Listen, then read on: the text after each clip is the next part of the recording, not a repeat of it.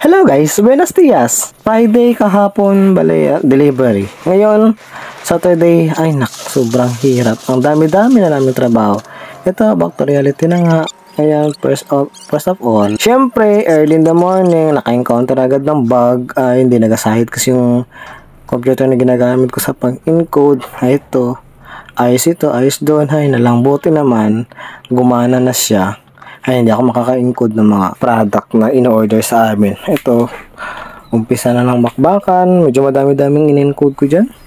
Kay Friday, back to reality, marami kaming customer. Ayan na, inisa-isa ko yan sila.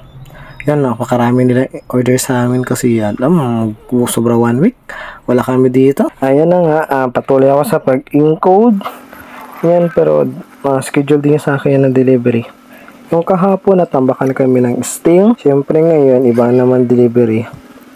Unti-unti ko lang kasi yung Sting na dineliver sa amin ay mauubos yan. Ito, nag-install ako ng paglalagyan ng Sting kay in-order na yun. Halos lahat ng Sting yung in-order na sa amin at kailangan ko rin ng another extension ng space kasi may deliver naman sa akin ng Angel. Ayun mga kasama ko.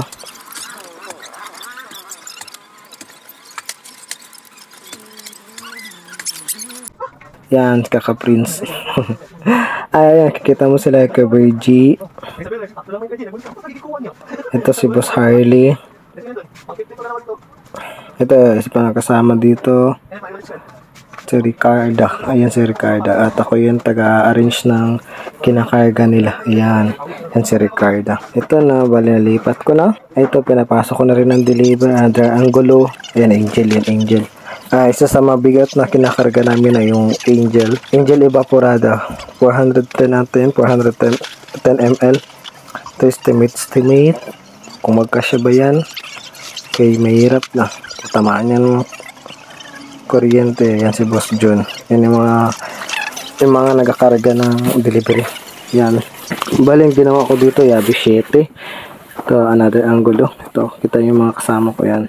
Yun yung kumakarga sa amin. Yan sila. Yan sila kuya. Yan yung Angel yan. Yan sila. Bali, ito na yun sa labas. Ito yung kaganapan sa labas. Bali, 3 truck yung kinakargahan namin dito. Yung isang truck katatapos na. At para pa ako natapos dito sa ginagawa ko. Umakyat na ako kay hindi talaga nagkasya yung space ko. Kailangan ng malupitong diskarte. Yan, ginawan ko na ng Yabi City at ito, gabi na nga. Yan, 3 truck yan sila. Ayan, ay 4 pala yan. 3 na lang naiwan.